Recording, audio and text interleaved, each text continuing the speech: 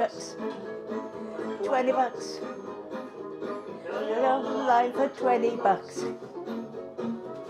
These strings are playing.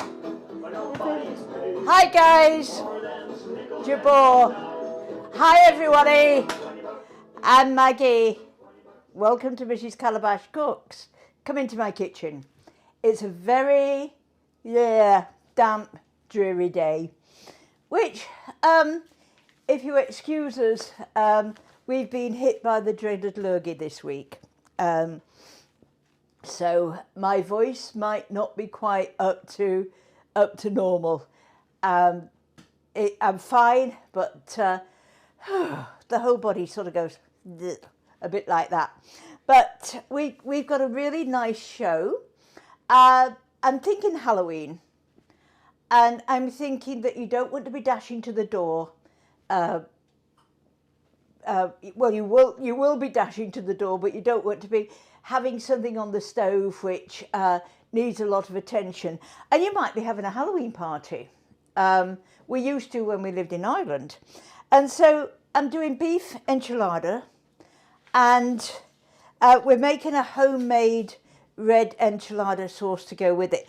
But I have told you how much, if you don't want to go to the bother of making your own sauce, I have given you how much to use for a pre-made sauce, canned sauce. And this is something which we used to make with the kids. Halloween creepy eye balls. And I used to run children's cooking classes, and Halloween, they always liked something that would creep them out. Actually, we used to do pumpkin carving, and then we'd probably make something like this afterwards. So this is an old recipe which I've always used.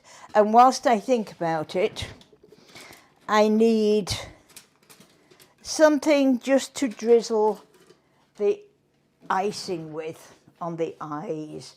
Oh, I've got one out. I'm ahead of myself today. So this is just something that you can make up. We can have a plate full or just make up one or two. I'm going to make half the recipe because there's only two of us and I can't eat them because of the sugar. I like them, but I'm not really allowed to eat them. So guess who's going to be eating them? So Derek at the camera, he's got a lot. Maybe the dogs might join in as well. So let's get on, and we'll start making the red enchilada sauce. So let's go back to the stove. Excuse me, I need a drink. Oh, that's good. So let's go back to the stove. It really is quick and easy to make this. So let's go back and see what we can do. So for this, I've got grapeseed oil in here, which I have had on to heat because I want it to be quite warm. You'll see here, I've already cooked the beef for the enchiladas and I've drained them, so these are quite dry. It was extra lean ground beef, and so I'm just keeping that warm, but I've just got to watch it to make sure that it doesn't burn because it is very, very dry. Yeah, now I've got chili powder and cayenne pepper in here. So we need just to put that in there, only like that, just for a second or two. Any more than that and it will burn. Now, you'll notice the recipe said adobo sauce. Well, I couldn't get adobo peppers, so I got chipotle peppers and adobo sauce. So, you know, you have to we live in the country, and so you have to sometimes just compromise a little bit. It's not going to affect the flavour too much. Now we want to add the tomato paste. Now by cooking the tomato paste just for a few seconds like this, whoops, make sure that it doesn't burn, and it'll come a nice deep brown colour, and that's what you want. And I've got chicken broth today. Now with this recipe, you can either make, I'm making beef enchilada today, but you can use the same recipe for chicken or turkey. Use ground chicken or turkey. And one meat which is quite dry, not so high in cholesterol, and we used to be able to get it, and I don't know if you can get it anymore, and that used to be bison. I used to make this with bison. So let's just add that, like that, and we've got, I'm going to put the adobe pepper in there now because I want to get the flavour in. It doesn't matter, we're not going to, I've got, it's chopped, so, and I'm going to actually liquefy, oh, that made a blob. I'm going to emulsify this when it's cooked. I think I should have had quite a bit larger pan. Where's my cloth? If you just excuse me, I'm going to get a larger pan for that because that is going to boil over. I know it is. So, let's disappear around the corner.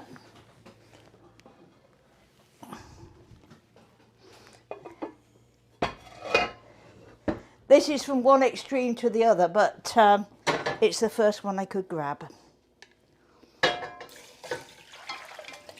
There we are. That's better. There we are. Let's have a look. We've got more than one adobe pepper in there. How many peppers do I need? I ask myself. Boom, boom, boom. Garlic, onion powder. Oh, I'm going silly.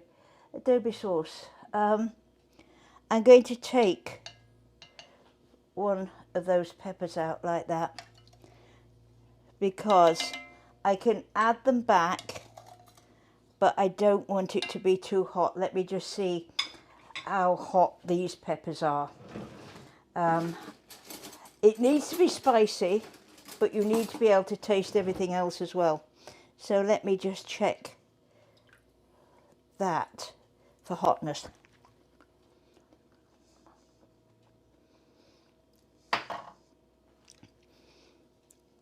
It's hot, but not overly hot. So let's put another one in. We can add another one, like that. Let's bring that up to the boil, like that. Turn up the heat, and I'm going to mix the cornstarch with a little of this broth, just to make a slurry out of it.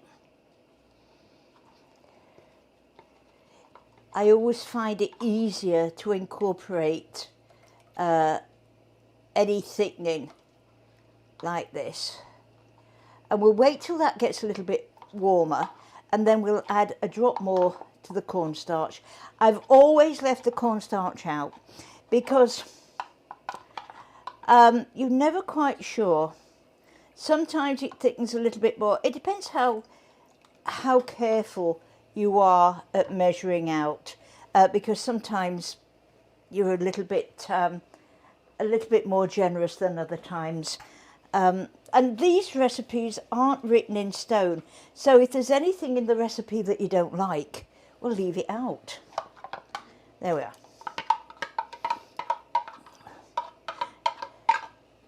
We'll leave that there just in case we need to use it. I want it to be reasonably thick. Now, whilst that's coming up to the boil, here I've got my other spices, which is cumin, oregano, garlic powder, and onion powder. Now, you know what I'm always saying about not having too many spices in because they go off. Well, I don't use a lot of onion powder and garlic powder, and I hadn't really checked them. And they were a little bit hard, they were a little bit lumpy. So they've got to be thrown away. They're fine, but I'll throw them away and I'll get some fresh.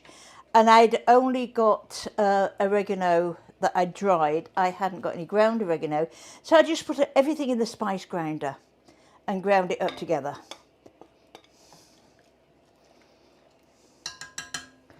We'll just whisk that up together.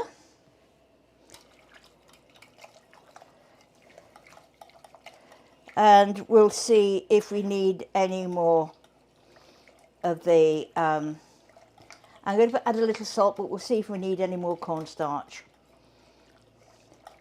But it's a nice deep, you can see, let me pull it up, it's going to be hot. I've already done enough damage today, so let's see if I can not set fire to the place. You see, it's a nice dark colour. And it smells beautifully smoky. That's from the chipotle. So let's just mix this up together.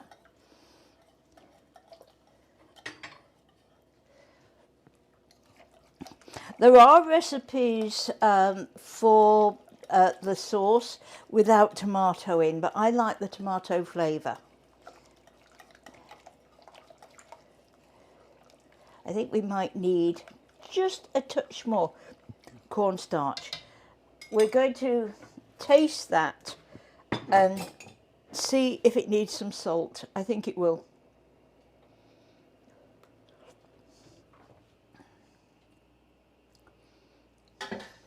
Yes. Just a little salt.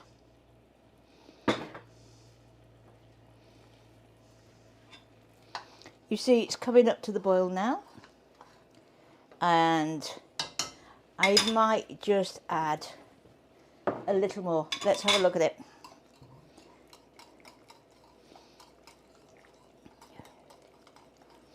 And this is baked in the oven at 375, 380, depending on your oven. Mine's just a little bit slow, so I put it in at 380. Yes, that. Just a little more cornstarch.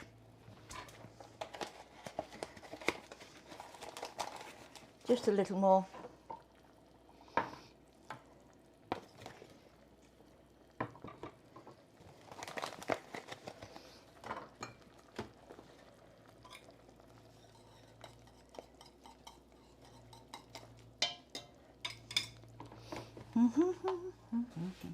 A drop of water.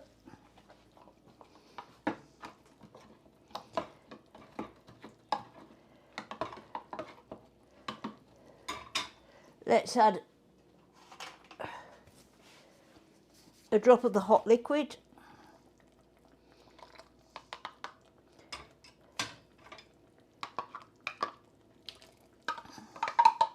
That should do it. Now you can make this sauce before, but I just wanted to show you how to make the sauce. Now we want that to come up to the boil. Excuse me. Just cook it out, as I've always said, for a minute or two once it comes up to the boil, and then that gives the starch grains a chance to burst and it won't taste raw.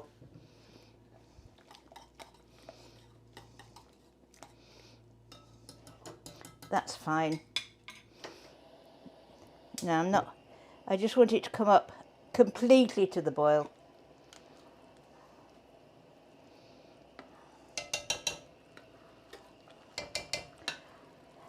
It needs to simmer just for a few minutes. I want to make sure that all the ingredients are nicely blended. As I say, I've got the meat already cooked. We'll just turn the heat up on the meat. Let me just turn that down for a minute. It's going a little bit fast. It's nice, beautifully dry. I made the sauce just that little bit spicy because it needs to be spicy, And whatever you're using, the beef or the chicken, is going to pull away from the spices because you want that to be nicely spiced as well. There we are. So now we're just going to use the immersion blender.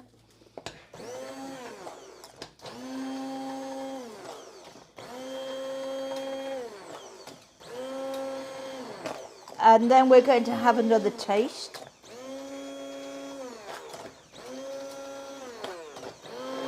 I can see a pepper there that's not ground.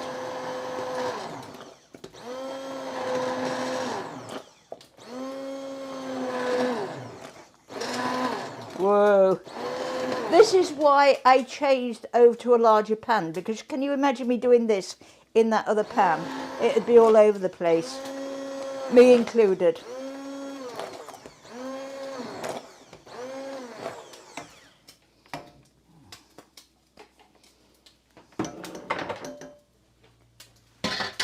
Let's have another taste. That is hot, I can tell. It's spitting at me.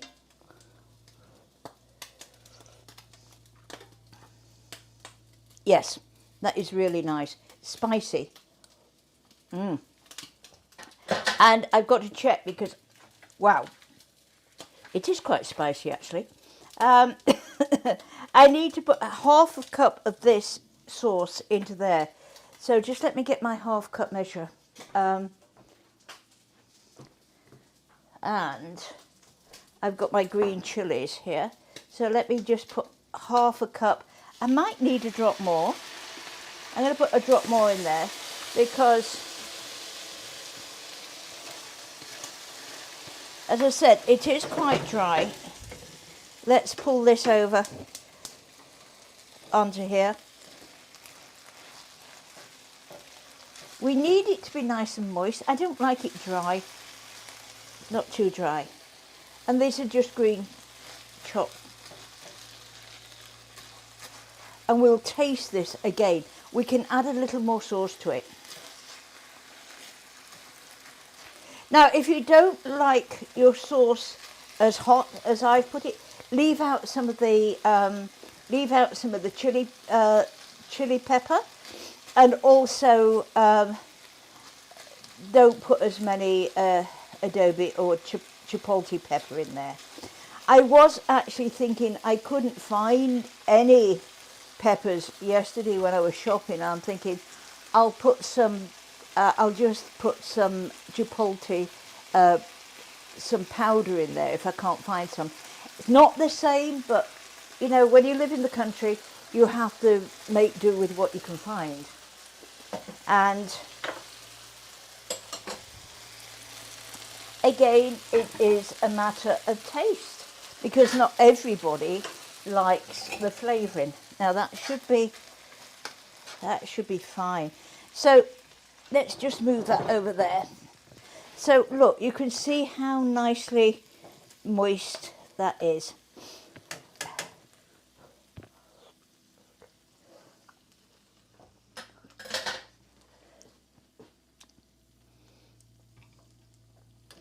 You know, I'm going to add just a little more because, and I'm just going to add a little salt to that. It's lacking. But the mouth is nice and warm, not burning hot, just all around the mouth is nicely warm. So there we are. I'm going to take this over to the butcher block, and then I'm going to bring my sauce over with me.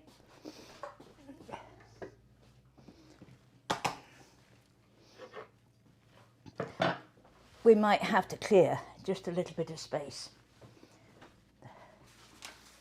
Oh, I'm just checking to make sure that we've done everything, because I'm very good at leaving things out, especially with the brain feeling like it is today.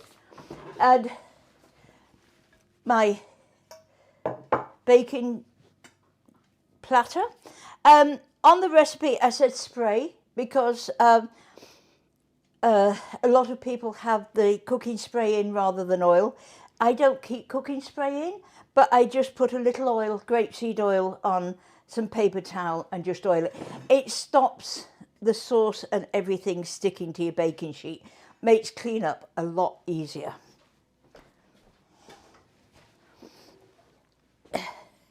It's about a bit like cooking lasagna. So, excuse me, I'm going to move my chilies and get ready for work. So I'm going to put some sauce in the bottom here.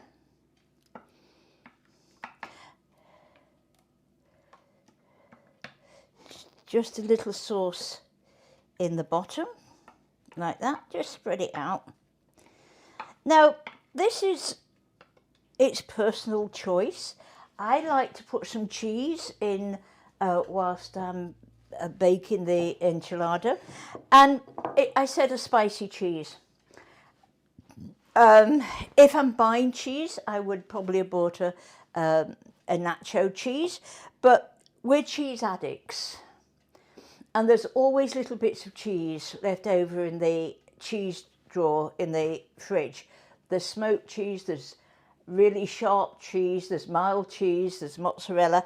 So I just ground it all together, just grated it all together, and I've got a mixture of cheese. It's one way of using up the odds and ends of cheese. And my tortilla. So let's see if we can do this. I'm not the world's best at folding the tortilla.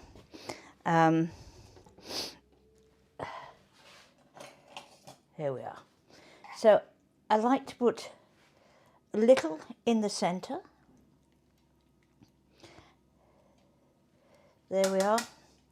A little sauce.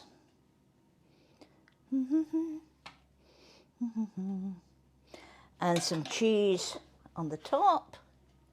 Let's see if we can fold it up nicely. Ha ha! Watch it, I've overfilled that one. Yeah.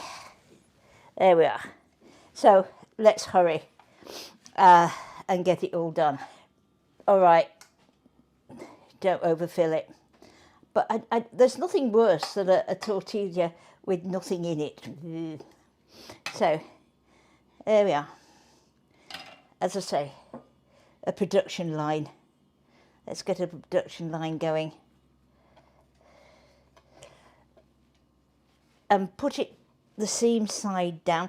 Look, you see, I'd never be able to work in a restaurant with this because they're never even. I have no sense of sizing or straightness of lines.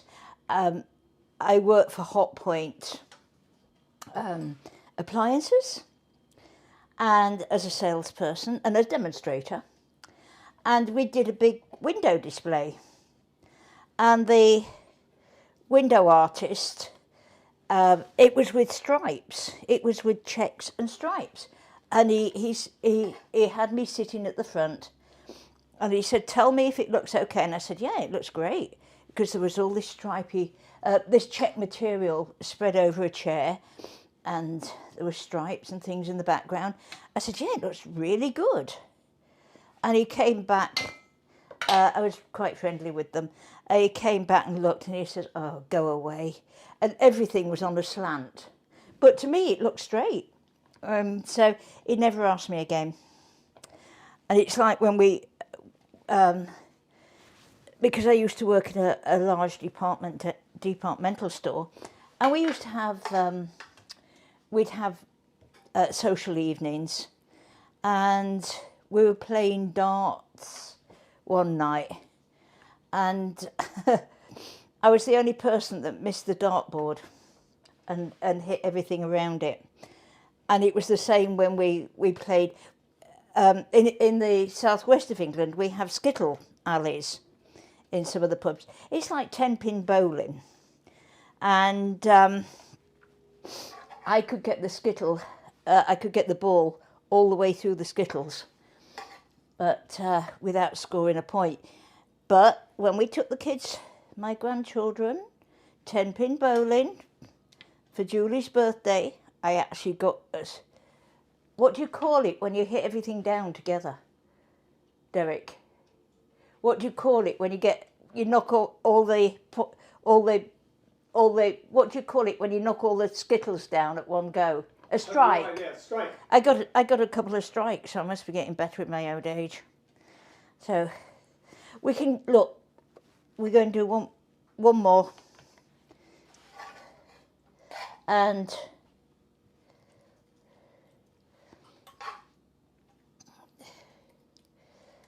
this makes a nice sauce. Cheese.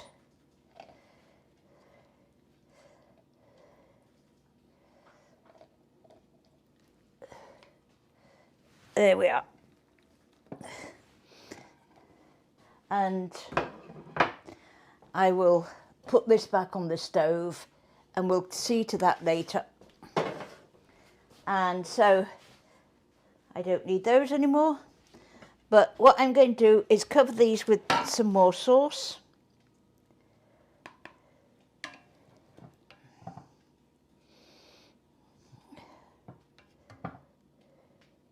And these go in the oven until, for about 15-20 minutes, until everything's nice and bubbly. But everything's cooked and everything is hot, so it won't take long to cook. There we are. And cheese scattered on the top. There we are, and that goes in the oven to cook.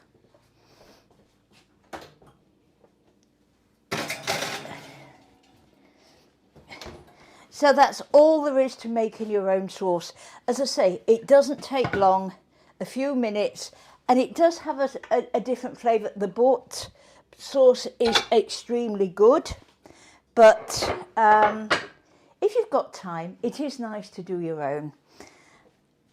I will clean my chopping board.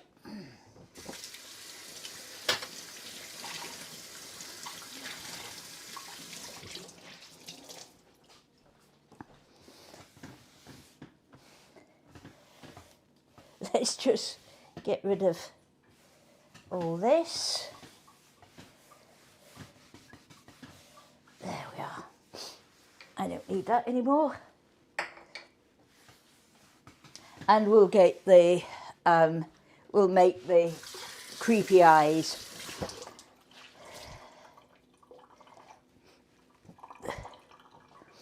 Oh. Now, this is the recipe for the Halloween creepy crispy ball eyes. We've got butter or margarine, and I'm going to put this in the microwave. I've got the butter in there. You need a microwavable bowl. I'm making half, as I said before. So just for about 40 seconds.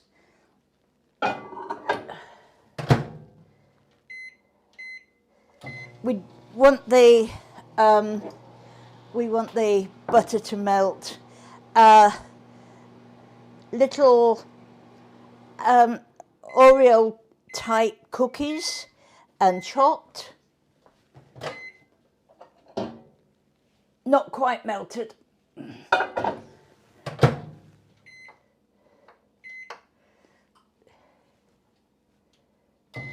That bowl is a little bit large for the microwave, actually. It is going round. But when you're microwaving, it is better to have a smaller bowl so that the atoms can bounce off each other. It's just the opposite to cooking. You need a smaller container as you can get away with. Stop, reset. There we are. So you see it's nicely melted, and we're going to add the marshmallows, and very partial to marshmallows, and it's fatal for me with being diabetic. So I've been very good. I did eat one. I succumbed. I can't resist marshmallows, so that's why I never have them in. So I'm going to put those in for about 40-45 seconds. Again, I just need them to melt.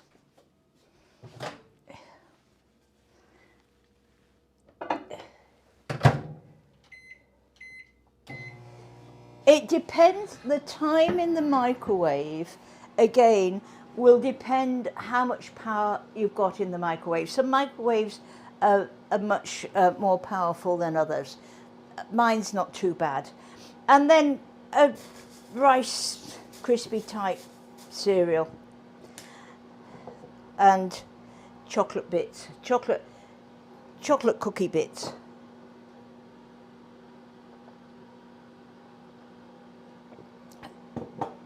The kids used to love this. Almost there. 2, 1, boom! Let's have a look. We have to give it a stir, and I think it's going to have to go back in for another few minutes. Let's have a look. Ooh, look, it's lovely and gooey. Eee.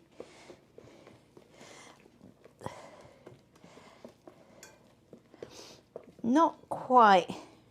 We don't want to overcook these, otherwise they'll go hard. But I'm going to put those in for about another 15 seconds.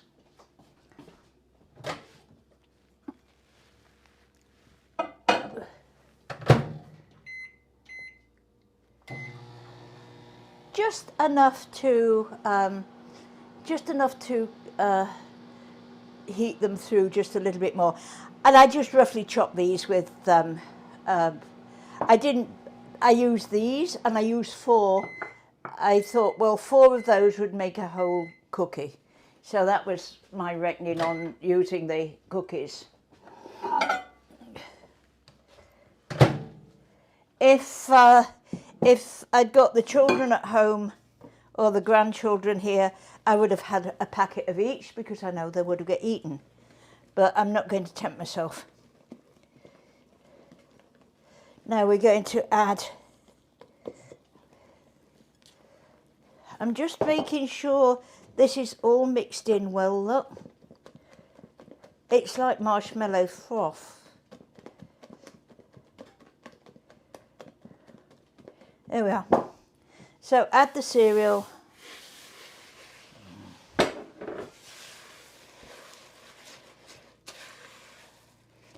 And the cookies.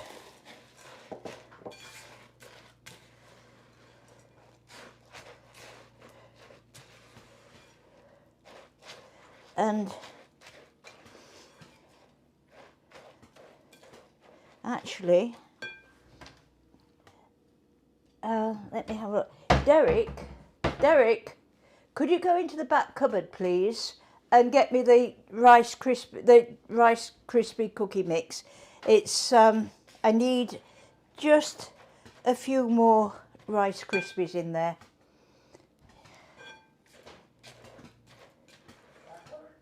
No, this cupboard, sorry, the first one in the back room. It's easier to do it myself. There we are. In there. Yeah. Thank you. Thank you. You see, these things, and I don't normally measure. I normally just do it. But I want a few more rice cereal in there. That's better. And you know what? It will take just a little bit more. It will harden as it cools, but we don't have the luxury of it hardening, but we don't want it too hard. That's it. Now I'm just going to leave those there for a minute, and we're going to talk about the icing, because on the recipe, I need to wash my hands now. There we are. On the recipe, I've put to use icing gel, but I don't use icing gel, so I didn't buy any. So I'll just show you what you can use instead of the icing gel. We need icing sugar,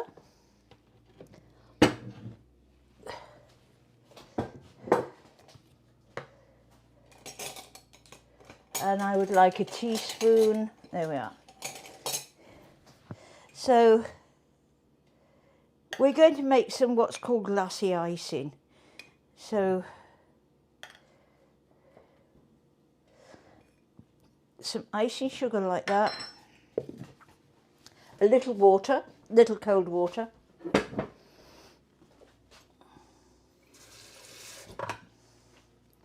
and whoa, we don't want to lose those. And we're just going to add a drop of water to the icing. And it is really just a drop of water.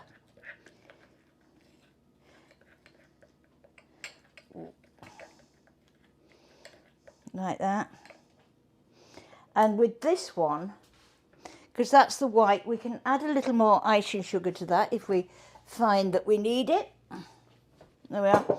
And to this one, to make the eyes bloodshot, we're going to add some red colouring.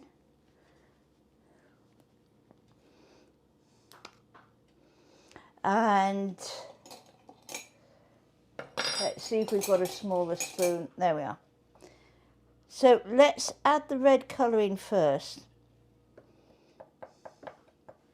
You want red rather than a cochineal, which comes out a little bit purply.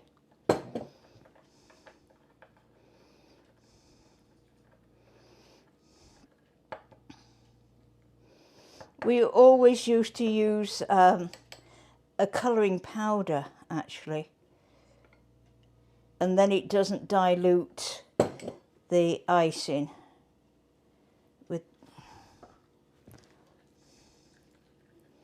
We really do need nice red bloodshot eyes, so here we are. Let's put that away. Again, don't buy these in too large quantities unless you do a lot of cake icing. They go syrupy on you if they're not used. I don't use colouring much at all these days, so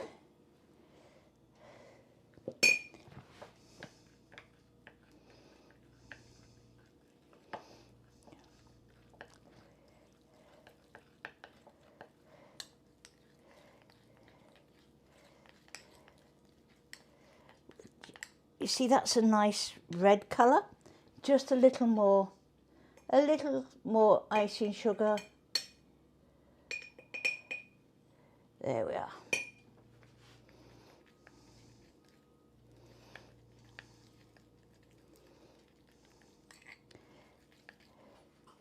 And we will put just a little more icing sugar in there.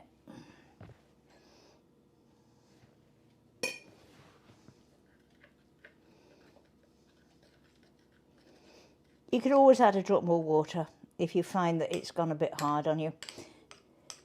But that is just making a glassy icing, and you can make it as soft or as hard as you like.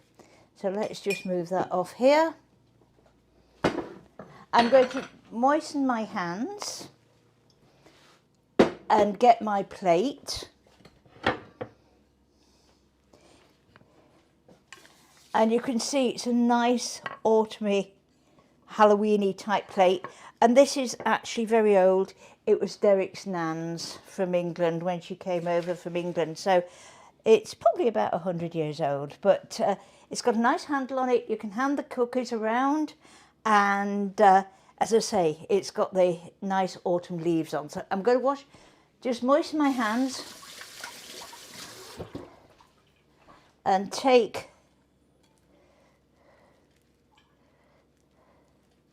make a ball.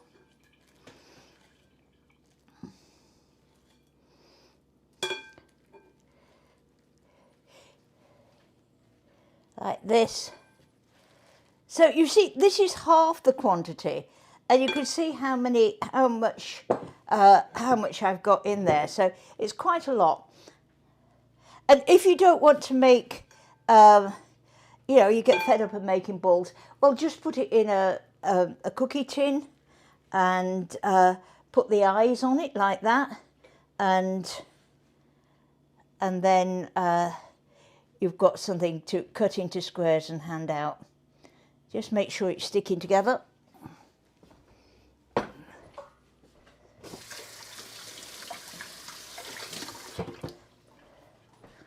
Wash my hands, and then you make 2 eyes like that. Just press them down a little bit. Make 2 eyes. Whoops. Turn this around. You can make these balls as big or as small as you like, but they are quite, they're quite sweet, so I'd err on the side of caution maybe with the kids. They might got too much sugar. Like that. And so what I'm going to do is, yeah, that needs a drop more water.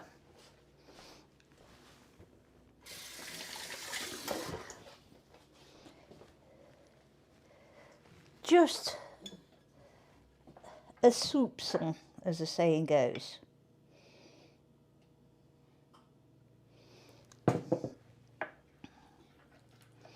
I want to be able to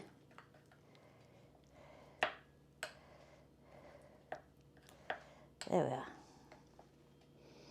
I had a little knife. Here we are.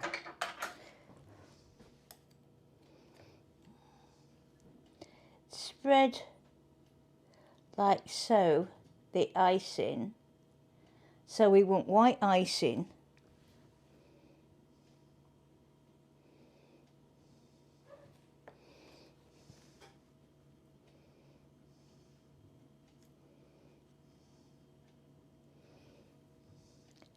I'm going to pick that up.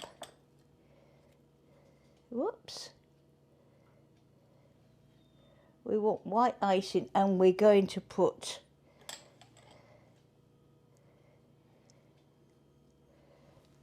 red over the top of that to make it look all bloodshot and frightening. They've had a really good night out on the town. The ghouls and goblins.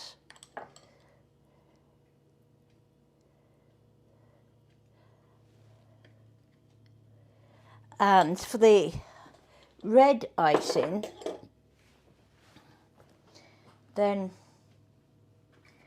I want to, my idea is to do this, put, rather than pipe it, just dribble red icing like this. That's why I wanted the bottom icing to be quite soft,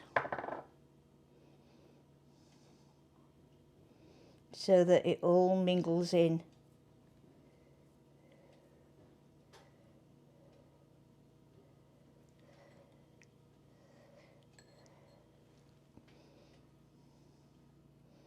It's easier to do it with a skewer or a cocktail stick.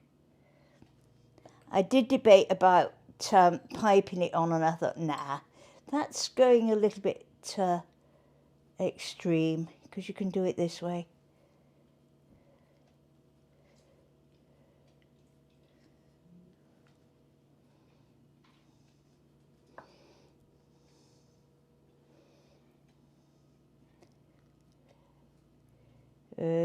We'll clean that plate up. He's had more than a night out on the town with that one. All his eyes bloodshot. I'm saying he. I'm going to get... Somebody's going to say, hey, come on, women do it as well. There we are. There we are. So let's just clean up the plate.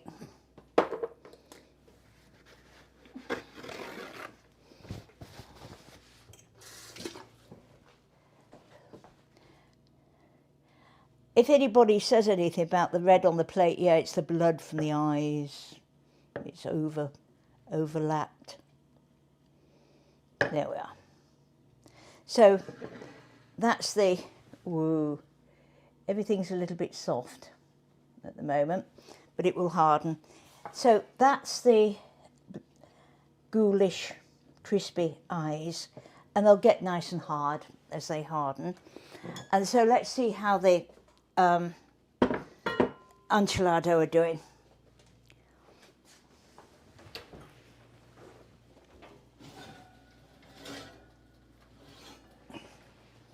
They are cooked.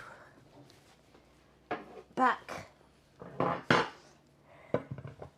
You see they're nicely cooked, nicely browned.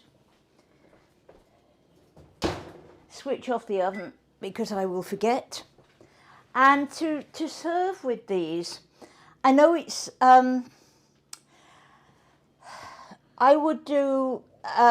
could do a Mexican rice, which has got beans in it, but I find that I've got enough carbohydrates there for me, just with the enchilada. So I like to serve a salad with it.